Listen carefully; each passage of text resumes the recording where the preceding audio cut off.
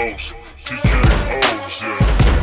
Bows, TKOs, we got Bows, TKOs, yeah.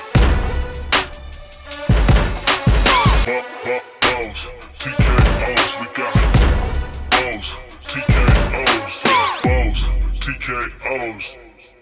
Bows and TKOs fam, we are live, episode 7 on this beautiful Tuesday afternoon before my jiu-jitsu class. And it's good to have my voice back. I feel like it was gone for a week. After the home run derby, it got worse and worse each day till it was dang near gone. So happy to have that back. Grateful, practice gratitude, you know what I'm talking about. But it is hot here in the valley, let me tell you what. Since the end of June, it hasn't been cooler than like 105. The nights are high 80s, low 90s in the mornings. So I just been trying to stay cool.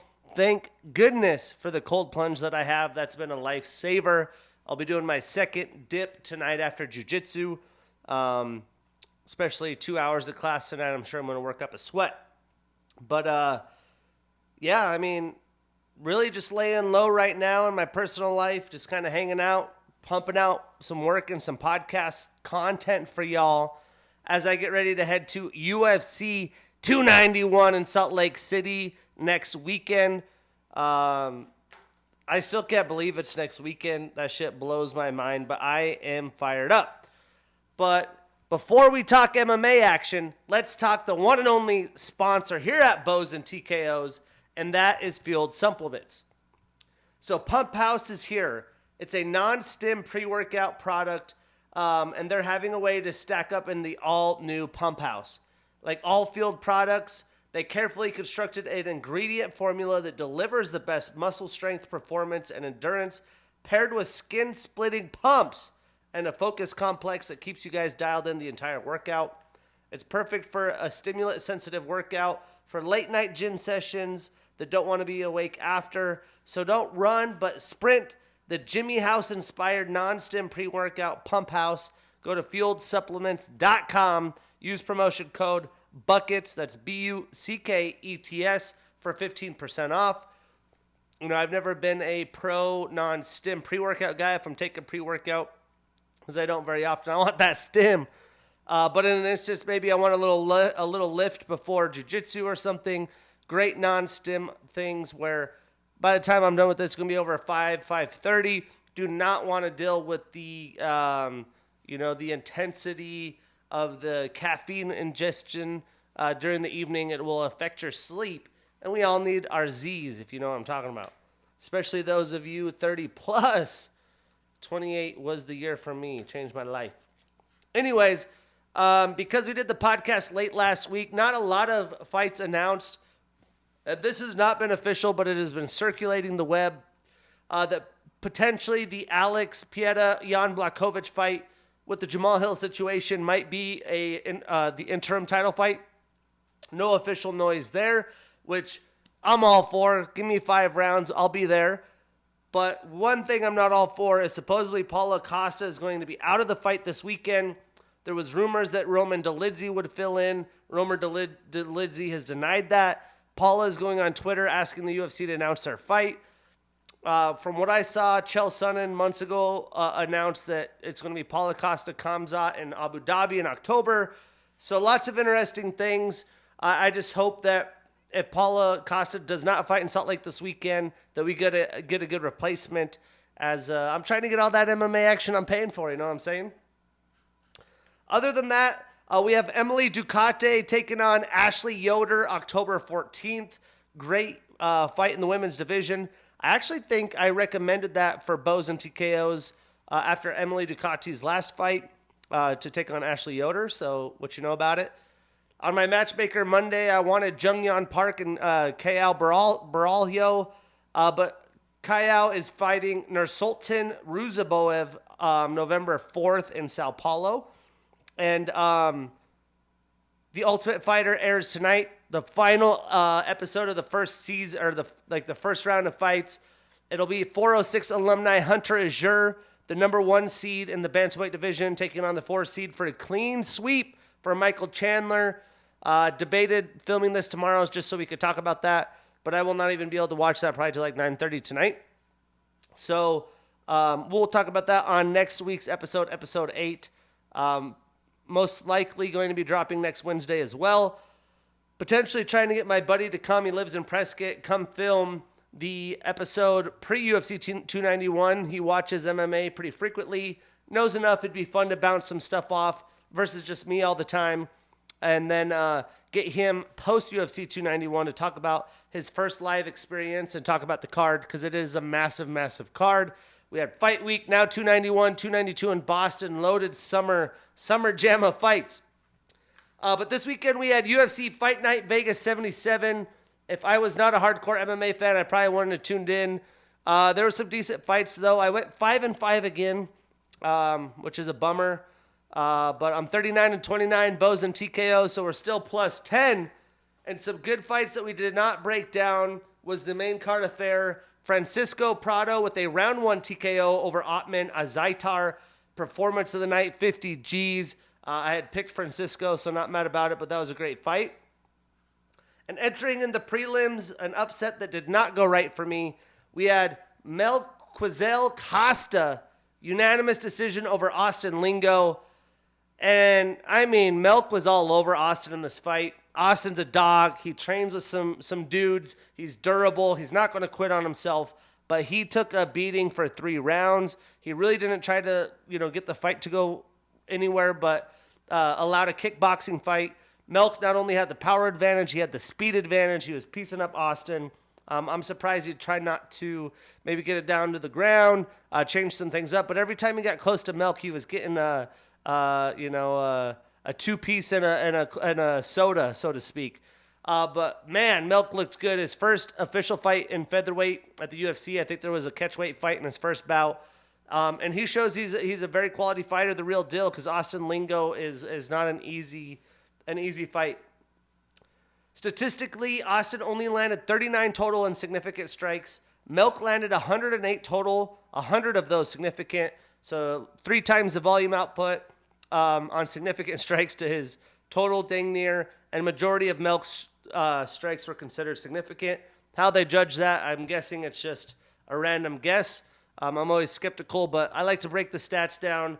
And in fighting, you see some things on Twitter and things surfacing around the web. They get super analytical, takedown defense, strike percent, defense percentage. It's like, okay, this is just some AI spitting out random percentages. This is enough stats for me when it comes to UFC. We don't need to overanalyze a fighting sport where anything can happen.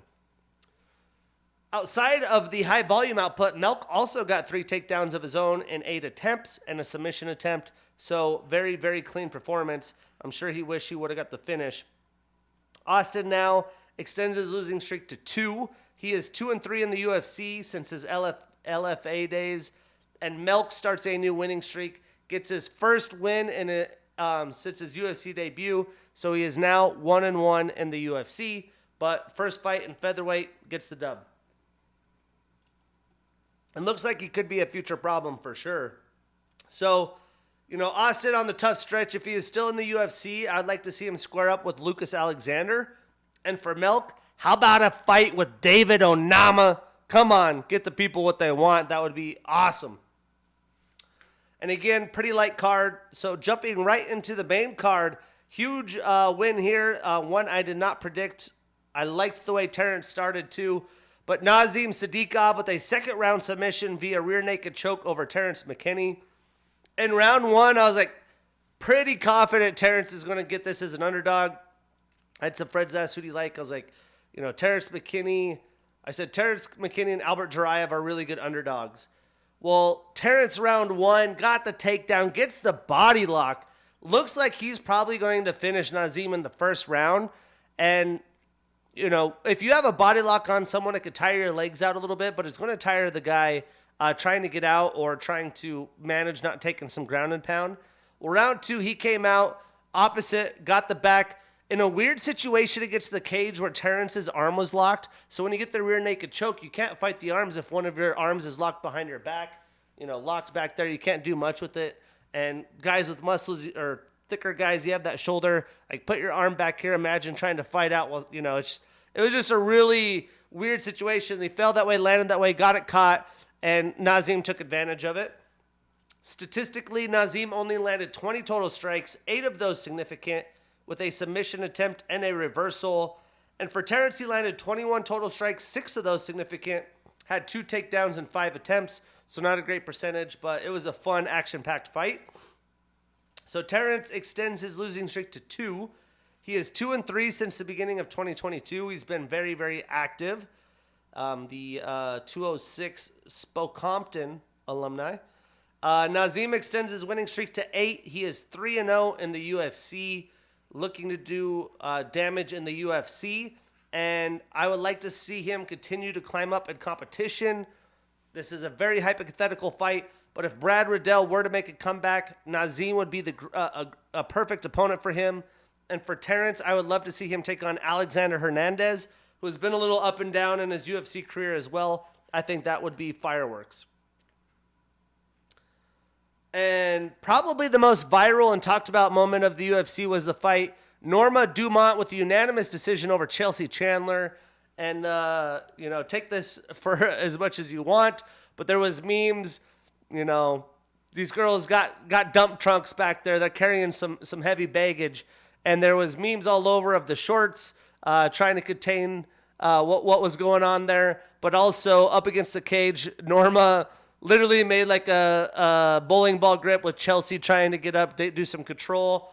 It was funny. There was also the meme of Chelsea literally turning around and sprinting towards the octagon cage, which you don't see very often. Was kind of a weird moment. Norma chasing her down. That got memed. So that was really the highlight. But Norma dominated this fight. Statistically, she landed 98 total strikes, 47 of those significant, with 3 takedowns. And Chelsea only landed 72 total, 22 of those significant, with 1 takedown and 3 attempts.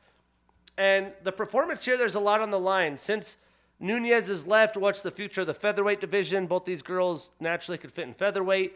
There is not a deep amount of people. Chelsea's still ranked 15 in the bantamweight, although she fights, featherweight.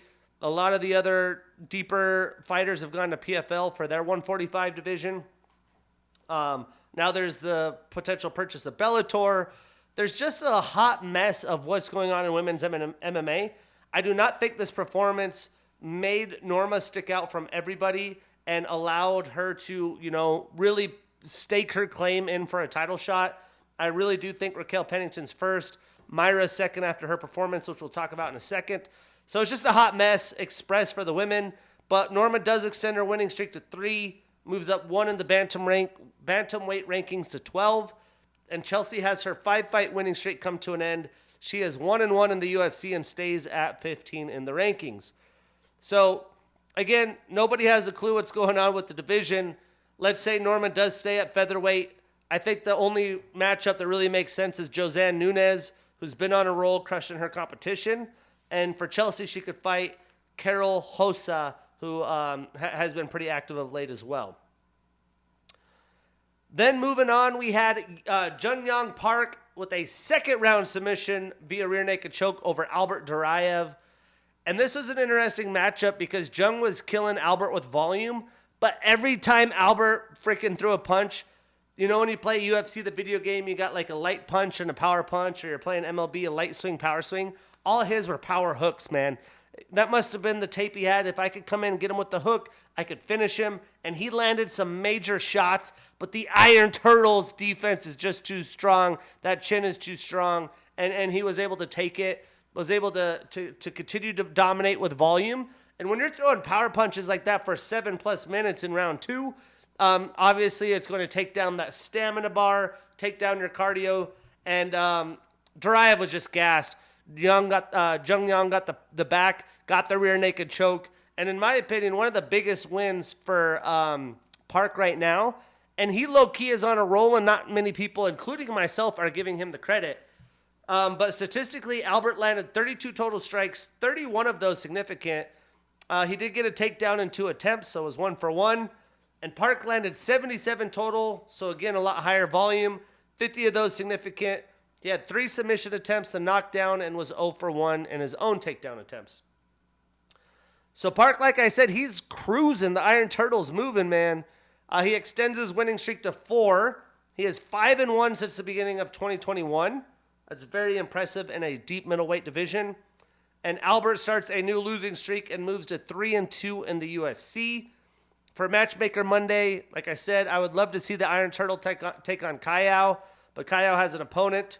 So quickly we'll do some matchmaking here. I mean, this got announced like an hour ago. And Albert, I think a matchup with Jacob Malkoun, that would be a great match for him. Let's go middleweight rankings. So the way I try to find my match makes, I used to use rankingmma.com. Hopefully someone could nudge these guys. Whoever runs this website was the best. It talked about who they had matched up against recently, people inactive for different things in the rankings. And they would rank divisions like 60 deep. So it's good for matchmaking purposes. But that stopped, probably this year, they stopped updating that. So I use Tapology, which is really good as well. It mixes in all promotions, so it basically gives you the rankings of all of MMA. So when I'm trying to matchmake with the UFC, it can get confusing sometimes. And this website is heavy, so if you have a lot of tabs open, it's not the easiest to load. So that's why I try to avoid it. But jumping into Tapologies, they got Jung Young at 27. Joe Pfeiffer's there. Do not see that happening. Ikram's booked, GM3's booked, Robocop's booked, Brad Tavares is booked, Bruno Silva, I said that'd be the appropriate fight for Bo Nickel. Kayao's there, so maybe Bruno Silva coming off a loss. He's won 4 of the last 7. Edmund Shabazian's there. I doubt that'll happen though. Bruno Fiera potentially, who just came in the UFC, had a huge win against Robocop and took a loss recently. I doubt Phil Haas is going to get that fight. Maybe Rodolfo Vieira. So let's go Rodolfo Vieira or Bruno Ferreira. I think those would be the next steps for the Iron Turtle. A win there. He's right in the top of the mix. The middleweight division has some fun, not necessarily prospects, but fun young fighters, maybe on the brink of their prime or just entering their prime. And then the short notice co-main event, we had Jack Della Maddalena with a split decision victory over Bassil Hafez. 5 days notice, had struggles making the weight, made the weight, fight of the night, 50,000 bonus to Jack Della, who had to cut and make weight twice as he had cut weight and prepared to weigh in last Friday. His opponent pulled out. The medical issues potentially saved the guy's life, so all glory to God there. And for Bassil, he's a big dude. I bet you that weight cut was not easy. 5 days notice. Weighed in, got the hour allotment to weigh in again. Officially made the weight. And, I mean, his cheeks were sucked in. He looked like he had nothing left. And if you're going to take a fight like this on short notice and murder yourself in a weight cut, go after it. And that's what Bassil did. He fucking went after it. He came, boom, shot out of a cannon, blast double, put Jack on his ass, and won this fight. He really did. I know that we're going to talk about the strikes. Jack landed way more volume. But rounds 1, round 2, Bassil got him down, controlled him the entire round, landed grounded, pounded himself. How does he not win those rounds? I don't give a shit what Jack does in the round 3 unless it's 10-8, which it wasn't that at all. How in the hell he actually got this win? I'm assuming because he's a big name, a prospect, on a roll. This guy just signed with the UFC. I mean, there's got to be something going on, a little nudge on the shoulder, like, hey, let's get this guy the win. But it turned out to probably be the best fight on the card, especially because everyone expected Jack to come out and demolish the guy. I know I did. Bassil really did deserve this fight. He has made a name for himself against a good competition. He deserves more UFC fights, and that's really what makes the UFC fun. Not only is, the UFC promotion usually announcing fights prematurely, which I think is the situation with this Paula fight this weekend before bouts are signed. Maybe even some fighters, and their management even care about it. And then you got to let the fighters get accepted. Then there's health issues. Then there's the weigh-ins, the week of, short notice. You try to match multiple guys from the same weight class in case something happens. It's just it's a whole nightmare.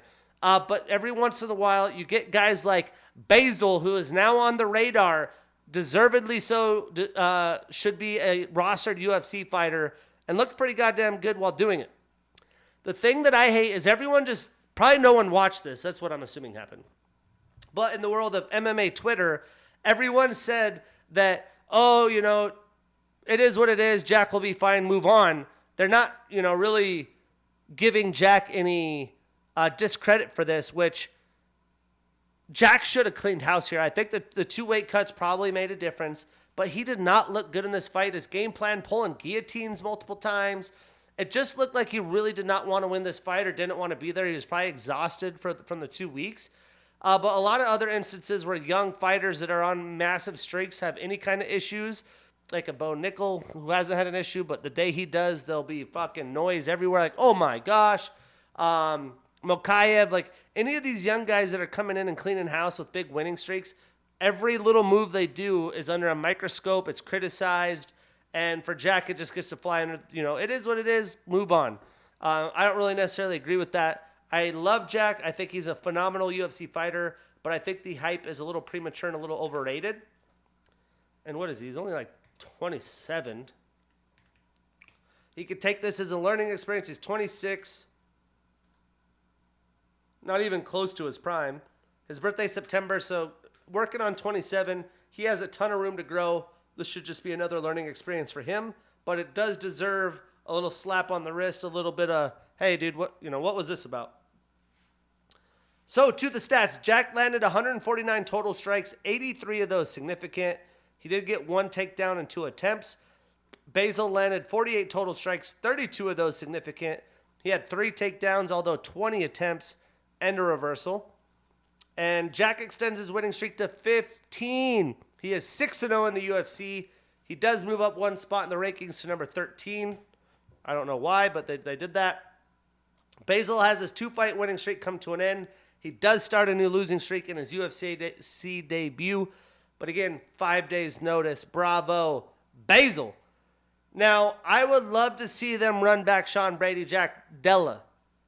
I think Sean Brady's going to clean house if that's the case, especially after this last performance with that wrestling. We'll see if that happens, though. I just think that's a fantastic matchup. 2 guys on their way up. I like the original matchup. And I would say, Bassil, give him a fight with your boy Eric Anders. He earned it. Welcome to the UFC. What a show on 5 days' notice. Brutal weight cut. I mean, if you guys can experience what he just went through, oh my God, that's got to be fucking brutal. I haven't even cut weight in Zadal. I mean, clearly you could probably tell. But I've been in those instances where you have to do hard fucking shit on a very short amount of time. And not many people will be willing to do that. It earned him, potentially a career-changing moment, although he lost. People are aware of him. He should have won the fight, and he will get more UFC fights for that. And then the main event. I mean, did not see this coming. Mayra Bueno Silva with a 2nd-round submission. What I did not see coming was this.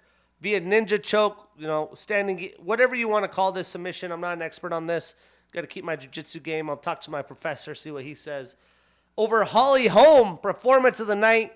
She called it. She was confident. She even shocked herself a little bit in the performance. You could see in the post-fight interview. She was like, oh my gosh, this just happened.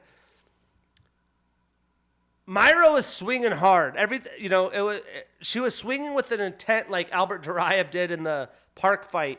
And I think Holly Holm realized that, but Holly Holm is the boxing champion. Move your feet, keep going, throw volume. I was surprised that as good as Mayra is on the ground, or as good as a submission artist she is, that's how she's gotten to this point, that she was going to put her against the cage, potentially look to take her down, and try to have that as an advantage. Clearly overzealous with it in the 2nd round. She did it in the 1st round. 2nd round, Mayra synced that sucker up real quick. And I don't know. I remember when Holly Holm came to the UFC, boxer, kickboxer, very well-renowned cardio. She's 42 years old. The fact that she's still in that shape, bravo to her. I just did not think this would be the game plan. I thought she would use her striking to her advantage, beat her with volume, and outpoint her in a main event. So I'm just a little shocked by the game plan from Holly Holm. But very massive performance by Mayra. She does look like she could compete. She does have some power. Her striking isn't amazing. It's there, but she is well-rounded and great on the ground. And obviously is always thinking submission. Holly landed 50 total strikes, 27 of those significant. She was 0 for 1 in her own takedown attempts. And Mayra only landed 31 total strikes, 20 of those significant with the 1 submission attempt. It was beautiful. I mean, Holly, when she comes in like a linebacker trying to get a tackle. That head's deep. She was able just to lock it up, sink it in. So Myra extends her winning streak to 4. She moves up 7 spots to number 3 in the rankings. And Holly starts a new losing streak and is 1-2 since the beginning of 2022. She moves down 2 spots to number 5. Huge move up for Myra. Again, with Nunez, this is straight chaos. I do think that Raquel earned the title shot over Myra. This is a huge step up for her. Holly Holm, that's a massive win. But Raquel has beat some of the best competition of late. I think her and Juliana Pena are going to fight for the title. So if that is the case, I would love to see Myra fight Ketlin Vieira for an eliminator fight. And for Holly Holm, if she's going to continue to fight, the time is now. Give us the rematch. Holly Holm, Miesha Tate. Give the people what they want. That's a win-win for UFC, those 2 women, and the fans, and everybody else. So again, pretty light Fight Night Apex card. We have another Fight Night this weekend before a huge 291. But this one's going down in London at the O2, and boy, is it a card. Wake up with your coffee, maybe a couple shots of Jameson. Whatever you're feeling this weekend. The prelims are at 9 a.m. Pacific, noon Pacific for the main card, all on ESPN+. I'm going to be golfing early morning, come back straight into UFC action, and then I'm watching Oppenheimer Saturday night. That's a single male 31 day if I've ever heard of it. I can't wait. Some good fights we will not break down. We have the Contender Series showdown between Chris Duncan and Yanal Ashmuz, and some more Dana White Contender Series alums. Mick Parkin 6-0 against Jamal Pogues 10-3. Chris Duncan's 10-1. Yanal is 7-0. So some pristine records. Contender Series showdowns going on the line in London, setting up the card. Wins here for them, huge for their career. We are kicking it off in the prelims, though. We have Ketlin Phenomeno Vieira, the 31-year-old fighter with a 13-3 record and the number 4 next to her name, taking on Pani Banzai Kianzad, the 31-year-old fighter with a 17-6 record and the number 6 next to her name. Now, this is an awesome fight in the women's division, man. I mean, both women in their primes, have a diverse background. Ketlin is trying to rebound after that loss to Raquel, although, I thought she lost the Holly Holm fight, but I've talked about that enough of late. And Patty's on a roll, beside a loss to Pennington as well. So they've really demolished everyone in the division besides Raquel. Again, another reason why I think she deserves that title shot. And a win here puts them right back into the top, right out of a title shot. For Ketlin, she's got a black belt in BJJ and judo. She is on a 1-fight losing streak and is 2-2 since the beginning of 2021. Pani has a kickboxing and wrestling background. She has a purple belt in BJJ. She's an Ultimate Fighter, Invicta, and Cage Warriors alum. She was also a former Cage Warriors champion. She is on a 1-fight winning streak, but is 2-1 since 2021. Now, the way Ketlin fights, it's tough. She's coming off back-to-back split decision fights. 1 win, 1 loss. She does enough. She uses grappling, heavy attack, but she really doesn't, have that fan favorite kind of fight action. She doesn't have the big moments. She doesn't take a lot of chances, and she's going to have to do that in this fight. She does have wins over Holly Holm and Miesha Tate since 2021, but again, later in their careers. And, no offense to like Holm, Tate, all the OGs of the sport, but women are evolving a lot, especially the young ones coming in. So we're seeing the young women come in up the rankings quickly, a la Erin Blanchfield. But they've just added a lot more to their game, right? They're able to go to these MMA gyms. They train with men. They have more women to train with. It's a whole better atmosphere for women MMA. And I do think Panny's going to come out to win this fight with high volume. She's going to try to, really let Ketlin know what she's all about early. And I think this fight's really going to depend if Ketlin can get the takedown or not. Panny's pretty good up against the cage, good in clinch situations. So I'm interested to see how it happens. I am betting on Ketlin getting the takedown, though, having a lot of control time. She's only 31 as well. You'd think she'd improve her striking. She doesn't have as much experience as Panny. This really is a coin flip fight. I am going to go with phenomenal. I'm taking Ketlin Vieira, but I would not put her on a parlay if possible. And then a really fun fan favorite matchup early. We got some early matchups in these prelims that are going to get the energy flowing. We got Brian Bam Bam Barberena in the prelims, man. Golly. 34-year-old fighter, 18-10 record, taking on Makhmud Muradov. The 33-year-old fighter with a 25-8 record. I fucking love Bam Bam. He is going to look to get the fucking party started early. And Makhmud is looking for his first win since 2021. He's pulled out of some fights recently. You know, all things are still on track. I would assume he's going to come out aggressive. He has knockout power, a lot of knockout finishes. So that equals a fan favorite matchup. I would be shocked if this went to the scorecards. Brian has a blue belt in BJJ. 3 of his 6 fights have been fight of the night. When he shows up, he is Bam Bam. He shows out. He is on a 2-fight losing streak and is 2-2 since the beginning of 2022. 11 of his 18 wins are via knockout, and he is a King of the Cage alum. Now, Makhmud has a kickboxing background. He fought K1 and in boxing. He is on a 2-fight losing streak and is 2-1 since the beginning of 2021. 17 of his 25 wins are via knockout. 5 of his 8 losses are via submission. He does have some advantages, a 3-inch reach advantage and a 6-inch leg reach advantage. The Vegas odds right now, I don't know where this is coming from. Clearly, I've not seen a lot of Makhmud. I looked him up on, the internet. Looked him up on all Wikipedia. There was some interesting background on who he is. So I think some of these pullouts and the things he's gone, I think the UFC has not been his main priority. I know Bam Bam, he's a rancher. He fucking punches trees. He's as tough as they come. He's going to be aggressive early. Maybe even looks to get a takedown here. Why not? I'm going with Bam Bam. I'm riding the underdog. I am putting him on that parlay. We marking that ish down, and we getting that bread. Moving on.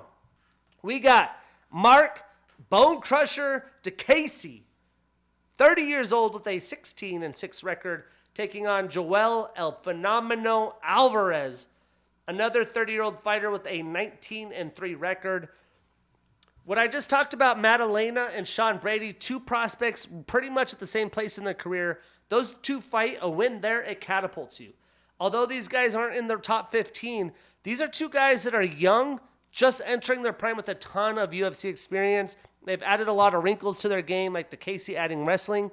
This is a massive win here. This lightweight division is so deep, a loss puts you down to like 50. It's a long climb up. There's going to be new, really great talent entering that pool. A win here puts you right where you need to be, a couple wins away from the big time. Well, I think we've seen a lot of great things from both these guys. Again, they're in their prime, they're well-rounded, and they have some quality victories on their resume. Again, though, the lightweight division might be the deepest pool of all of the UFC. So a loss here really puts a wrinkle in, what are your goals, what's your career trajectory, and what are you striving for as a fighter? I'm sure, being a fighter, you have to be confident. You always want to be a guy that can get a belt. But when you're 33, 34, you're not even in the top 15. Like, how much is, most people, late 30s, their performance dips. I think with all the performance institutes, the PI, things like that, it's really helping these guys' career last longer. Nutritionists, knowledge of nutrition and how to hold your body, not sparring so much outside of camp, those things. But the reason I bring this up is in the UFC, you have so little room, to play with. You can only take so many hits, and your career's in a different place. But when you are in your late 30s, it's like, maybe even early mid-30s, and you're not even in the top 15, is it really realistic to go for the title fight? Are you looking then for just big paydays? Are you looking for the best, names that sell, who have the most viewers? It really changes a lot of things up. That's why I stress the importance there. But Mark, he trains out of American Top Team. He has a purple belt in BJJ. He is on a 1-fight losing streak and is 2-1 since 2022, and 6 of his 16 wins are via knockout. Joel has a brown belt in BJJ. He's on a 1-fight losing streak and is only 1-1 since 2021. He's definitely struggled to make weight, so that's going to be a topic of concern. Sometimes, a guy weighs in 2 pounds over. The guy might, Casey might be like, screw that. That's an advantage. I'm not fighting you. So, there's going to be some drama there, especially with the fight before. Makhmed's pulled out a lot. So, fingers crossed, knock on wood, no pullouts to get a full card. 16 of 19 of Joel's 19 wins are via submission, and 2 of his 3 losses are via knockout. He does have some length for him, 4-inch reach advantage and a 3-inch leg reach advantage, which I expect to be a lot of kickboxing. That's huge for him. I believe Mark is going to need to bring back some of the early to Casey. Some of the craziness of striking, the pattern-like striking that comes out of nowhere. And for Joel, he's going to have that reach advantage. He's going to need to be able to keep Mark at distance. I think he's going to have that striking advantage. And Mark has showcased some grappling of late. So it's going to be interesting if he tries to go to a grappling heavy attack, especially with the reach advantage that Alvarez has. But Joel is a brown belt, BJJ. He's pretty nifty on the ground too. I expect this to go everywhere, but I am taking the longer Joel El Phenomeno, both phenomenos in the UFC, but I am avoiding this on a parlay. And moving on to the prelim headliner, we got Davey Dangerous Grant, with the 37-year-old fighter with a 15-6 record, taking on Daniel Sancora Marcos, the 30-year-old fighter with a undefeated 14-0 record.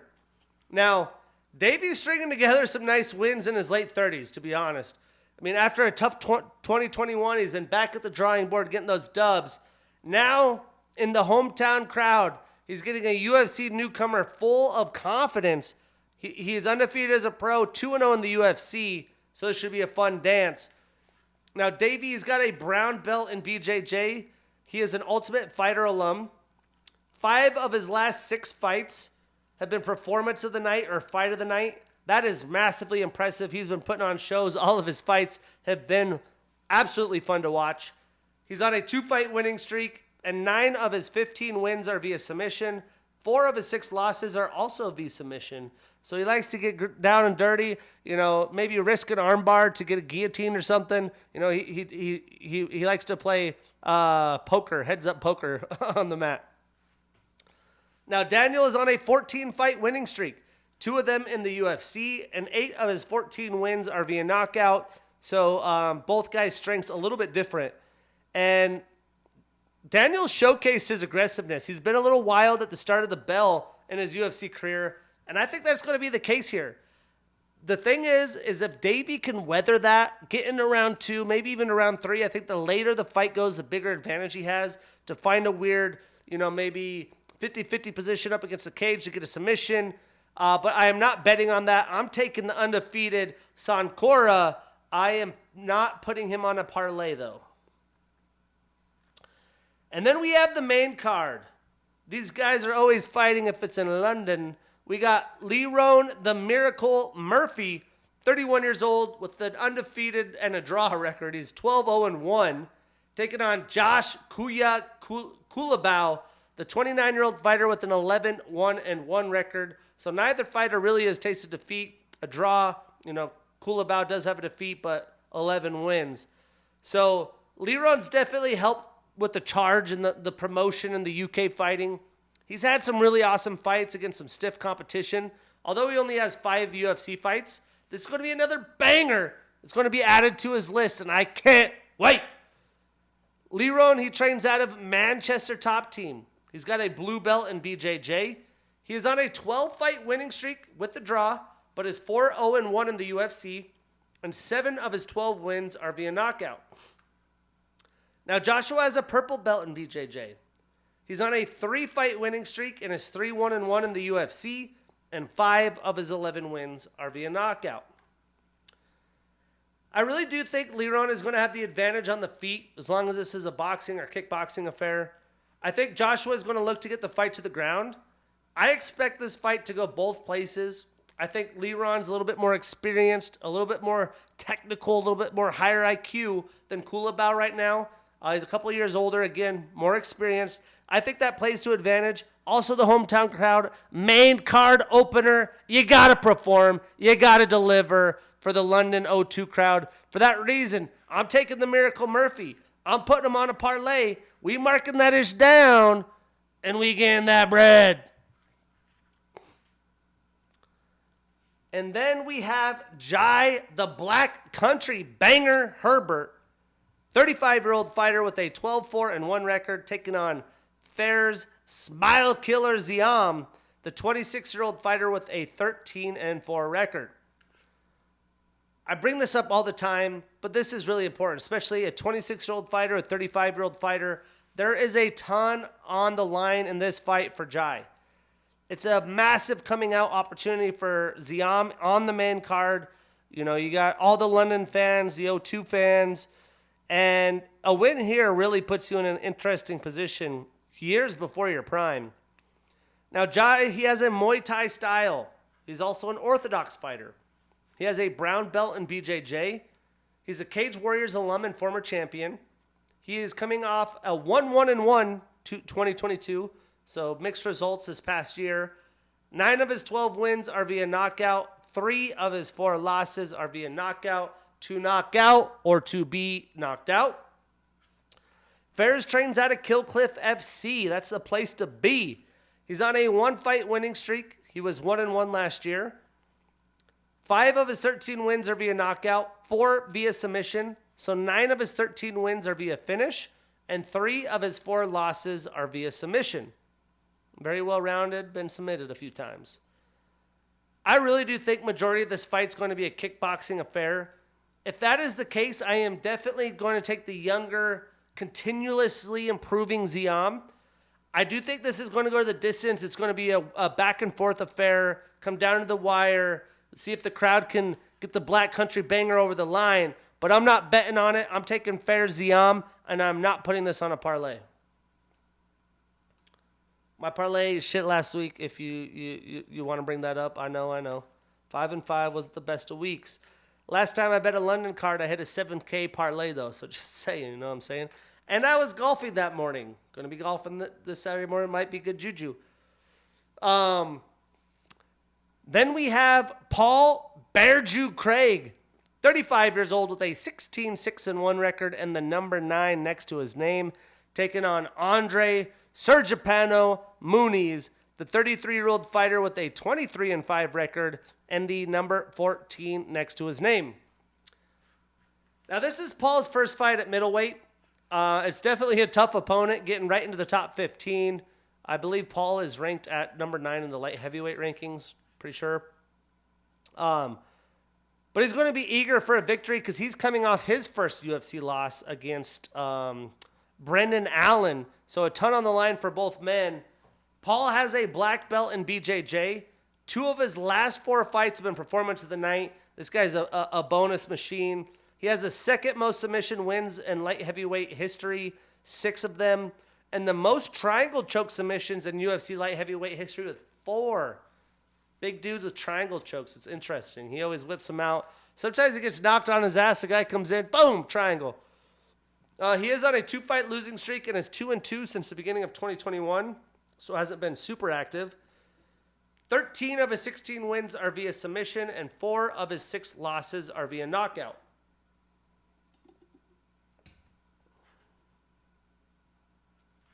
Now, Andre is a southpaw fighter. He is a 3rd-degree black belt in BJJ. He also has a dark blue Prajid in Muay Thai. He's a Contender Series 2-time alum and a Jungle Fight alum. He has a 2021 Submission of the Year against Ronaldo Souza. He's on a 1-fight losing streak, but is 3-1 since the beginning of 2021. 15 of his 23 wins are via submission, and 4 of his 5 losses are via knockout. Both these men heavy on the submission victories, and a lot of their losses via knockout. Stylistically, though, it's definitely going to be interesting to see. Paul Craig fought at heavyweight once, so he's almost on the killer gorilla trajectory. How does he look at middleweight? That's, big weight difference between middleweight and light heavyweight. And this is a very fun matchup. Both men great with jiu-jitsu. They live off submission victories. They've definitely taken some L's via knockout. And typically the saying goes, you get 2 grapplers, it equals a striking battle.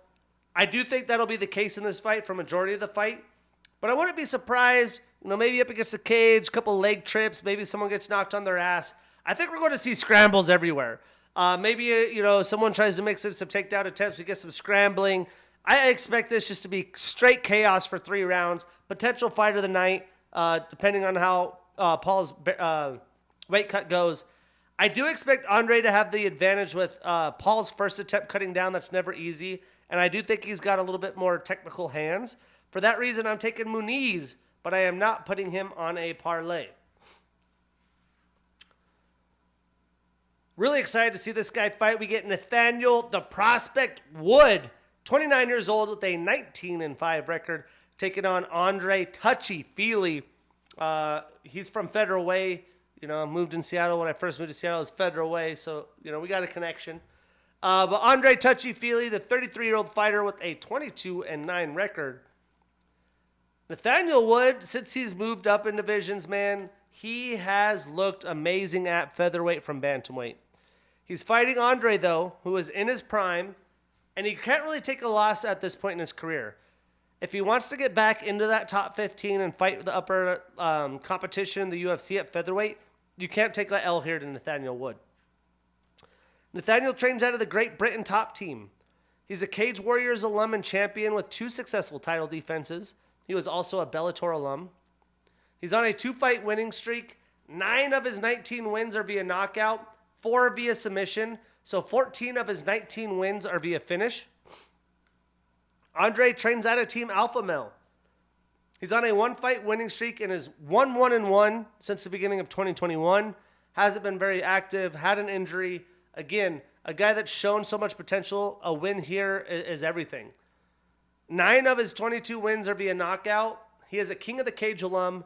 He does have a 5-inch reach advantage.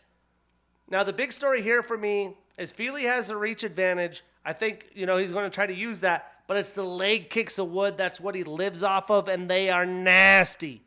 I wouldn't be surprised if Feely does look to mix in a few takedown attempts. Maybe if it's possible to catch one of those fucking leg kick or one of those body kicks, you could try that. I do think this is a coin flip fight as well. A lot of very evenly matched fights. But I'm taking Wood. I think he's going to put on a fantastic showing and really leap up the ladder board here. And I think those leg kicks are really going to play a part. I am not putting this on a parlay, though.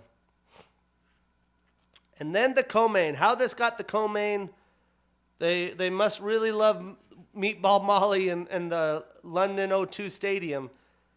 We got Molly Meatball McCann, the 33-year-old fighter with a 13-5 record, taking on Julia Stoliarenko,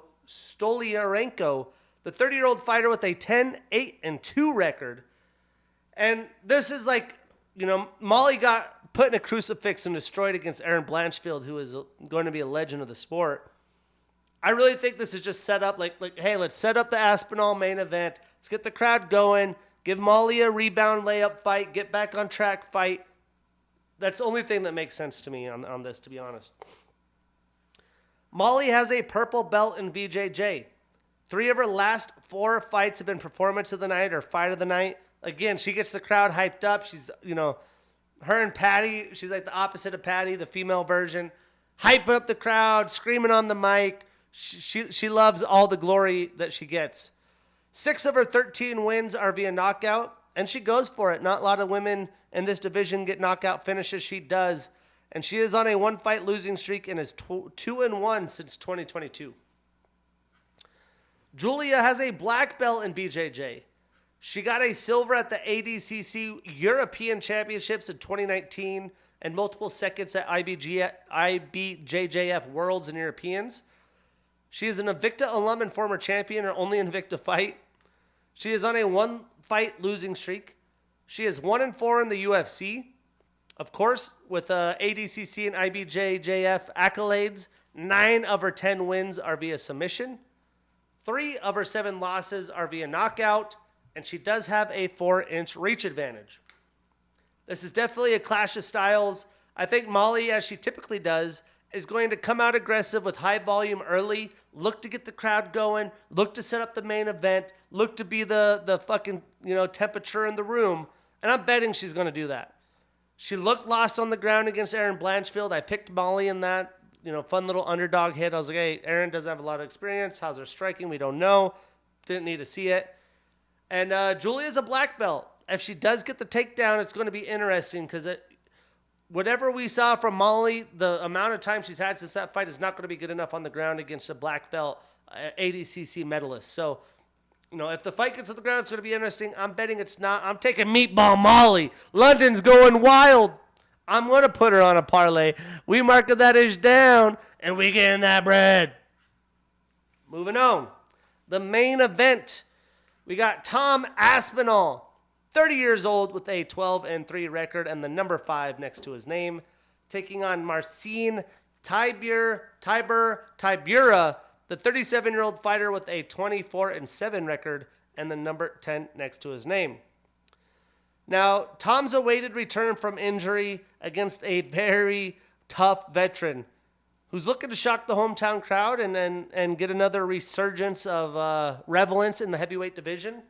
But Tom Aspinall is that guy. He's well-rounded. He's built like a fucking brick shithouse, and he has completely dominated his competition. He has a black belt in BJJ. Four of six Tom has had 4 fights in the UFC. 6 fights in the UFC. 4 of them have been performance of the night. This guy puts on, he's a heavyweight pay-per-view slayer. And he's really leading the charge in London, him, Leon Edwards, and a few others. He is a Cage Warriors alum, and 9 of his 12 wins are via knockout. Now, Marcin trains out of Syndicate MMA. He has a black belt in BJJ. He's an M1 alum and former champion. He is on a 2-fight winning streak, and 9 of his 24 wins are via knockout, 6 via submission, so 15 of his 24 wins are via finish. 4 of his 7 losses are via knockout. Now, as long as Tom is healthy, you never know from some major knee injuries. I've been watching his YouTube. He's been video blogging the lead up to this fight, which I don't think he's done before. He looks healthy. I think he's going to continue to roll. He's going to push towards the heavyweight title shot.